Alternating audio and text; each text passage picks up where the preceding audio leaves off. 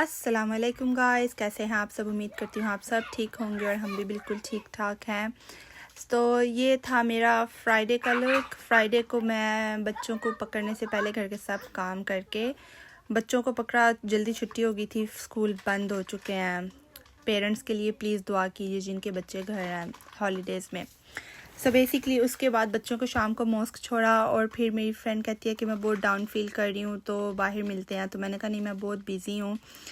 तो फिर मैंने सोचा कि चलो ठीक है, बच्चों को मॉस्क छोड़ के 1 घंटा है मेरे पास। तो फिर हम चाय वाला चले गए।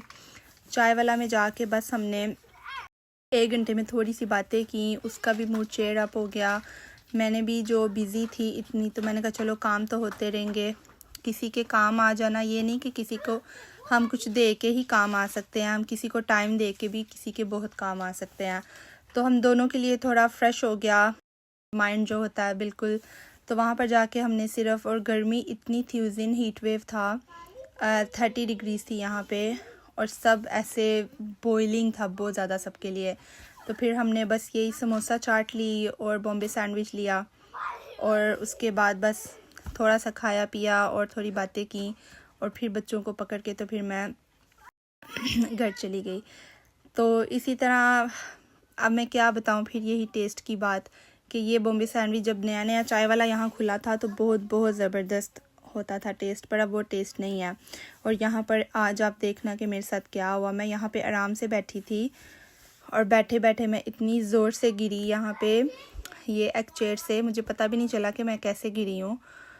तो वो जनाब साहब, मैं इसको देखते देखते कि ये क्या कर रहा है, कैमरा मैं इधर लेके जा रही थी और एकदम जो है ना, मैं मेरा बैलेंस शायद पीछे से जो था ना ज़मीन से इसका ठीक नहीं था, तो वो बैलेंस एकदम हुआ और यहाँ पे धमाका हो गया और मैं इतनी ज़ोर से गिरी। थैंक गॉड कुछ हुआ नहीं, क्योंकि मैं कुशन पे थी और यहाँ पर जो था बिल्कुल मेरा कैमरा भी ऑन था और मुझे ये भी नहीं पता था कि मेरा कैमरा ऑन है।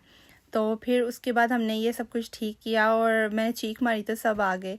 और ये फिर अगले दिन सैटरडे का था। मैं ये काम पे कॉर्नफ्लेक्स खा के जाती हूँ, बिकॉज़ लिटरली मैं उठती हूँ 4:45 और सुबह सुबह मैं फिर बस ये कॉर्नफ्लेक्स खा के जाती हूँ, क्योंकि उस दिन तो कुछ नहीं। और काम वाले दिन मुझे ये होता है कि जिस दिन मैं ज़्यादा हैवी खाऊँ उस दिन ज़्यादा अच्छा नहीं रहता है। और ये फिर शाम को जब मैं काम से वापस आई तो पता चला कि मेरे जेठ की बेटी का बर्थडे था। तो मैंने कहा थोड़ा सा सरप्राइज़ देते हैं उनको, क्योंकि ओबियसली यहाँ पर बर्थडे भी तो अपनी मर्ज़ी से नहीं कर सकते। उन्होंने कहा था नेक्स्ट वीक करेंगे, क्योंकि अभी जो है ना सब काम पे थे और बच्चे भी बीमार होते हैं बीच में, तो काम की वजह से अभी नहीं कर सकते थे। यहाँ पे पता है सब कुछ देख के करना पड़ता है, काम, सबकी छुट्टी, इवन ईद भी हम इसी तरह सेलिब्रेट करते हैं। और ये फिर है संडे का दिन, और ये मैंने कहा सोचा कि मैं आज आपको बीन्स ब्रेड जो ऐसे मैं बनाती हूँ, मैं आपको बना के दिखाती हूँ अपने, कि मैं किस तरीके से बनाती हूँ। और यहाँ पर ये चाय बिल्कुल मेरी मज़ेदार से, चाय इतनी मज़े की बनी थी, ओ माय गॉड, मैं बिलीव नहीं कर सकती कि इतनी मज़े की, क्योंकि काफ़ी दिनों बाद पी है। गर्मी बहुत थी तो मैंने पीनी थी, आज थोड़ा फिर मौसम थोड़ा अच्छा था तो हमने सोचा कि चाय पीते हैं। तो बहुत मज़े की बनी थी यहाँ पे। और मैं गुड़ वाली चाय बनाती हूँ, फिंगर्स हैं, फ्रोज़न फ़िश फिंगर्स ओबियसली। तो मैं कभी कभी बीन्स ये वाले यूज़ करती हूँ, कभी नॉर्मल टेस्को वाले, कभी हाइंस वाले, जो भी। और फिर ये मैं आपको थोड़ी तैयारी दिखा रही थी कि बीन्स ब्रेड में प्रिपरेशन से पहले क्या क्या उसमें डालते हैं, मैं किस किस तरह बनाती हूँ। तो फिर उसके बाद मैंने बस यहाँ पे पहले फ्राई किया कढ़ाई में हरी मिर्चों को मैंने किया बिल्कुल शैलो फ्राई जैसे करके। तो उसमें फिर फ़िश फिंगर डाल दी।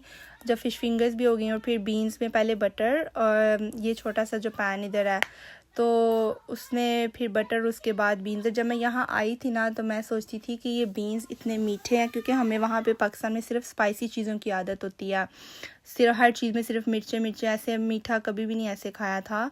तो और यहाँ पे आके एक्चुअली मेरी स्पाइसेस इतनी कम हो चुकी हैं, मैं इतनी कम मिर्चें खाती हूँ, मुझे खुद नहीं यकीन होता, खाई ही नहीं जाती हैं मिर्चें। और ये जो है ना, फिर बटर में हम बीन्स डालते हैं, फिर उसको करते हैं बिल्कुल हल्की आंच पे बिल्कुल उसको पकाना है, क्योंकि ऊंची पे करेंगे तो जो से उसके जूसेस होते हैं ना बिल्कुल ड्राई हो जाते हैं, बीन्स फिर ड्राई ड्राई अच्छे नहीं लगते।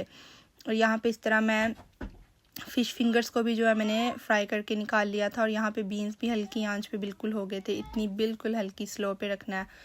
और उसके बाद फिर मैंने सोचा कि मैं साथ ही एग्स भी बना लूँ, क्योंकि थोड़ा सा प्रोसेस लंबा लगता है, पर जब आप बना बना के इतने यूज्ड हो जाते हैं ना, आपको बिल्कुल भी मुश्किल नहीं लगता। इसीलिए थोड़ा सा बस टाइम टेकिंग है, पर इतना मुश्किल नहीं है।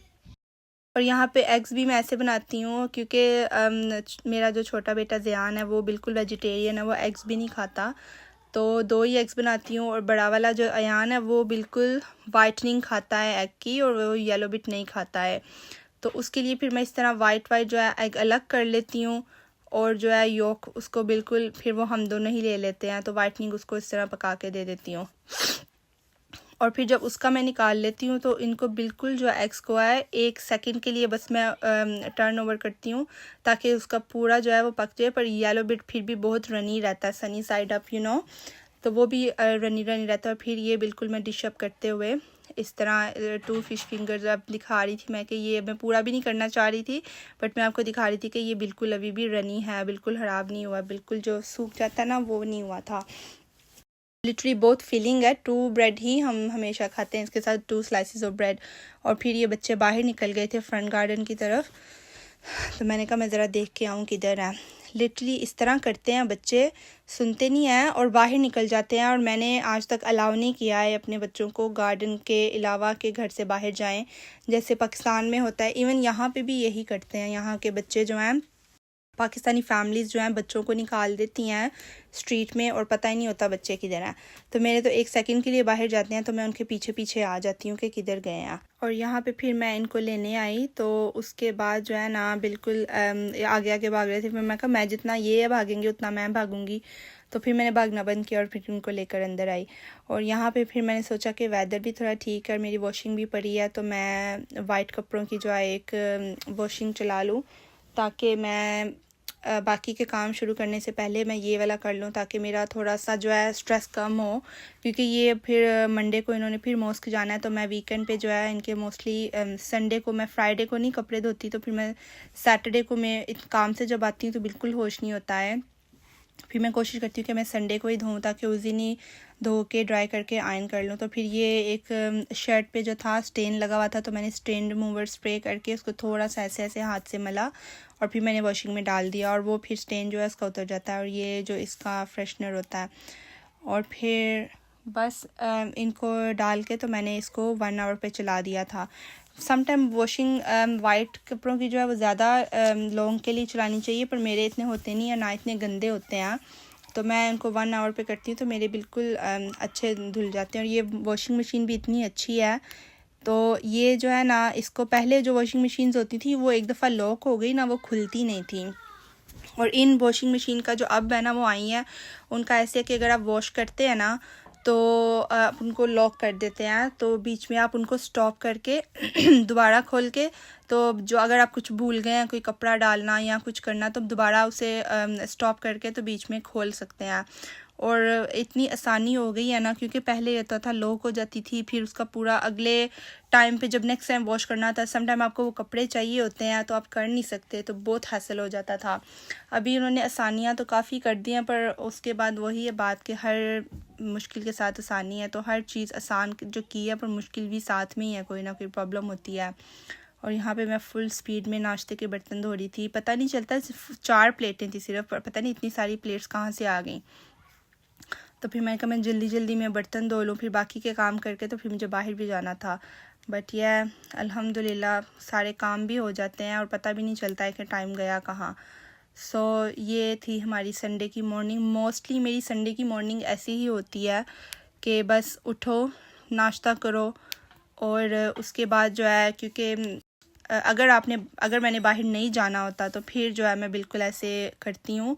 अदरवाइज़ जाने से पहले भी मेरी यही कोशिश होती है कि मैं किचन एटलीस्ट साफ़ करके जाऊँ, क्योंकि जब किचन साफ़ होता है ना तो आपका माइंड सेट होता है कि आपने घर जाके इतना काम नहीं करना है।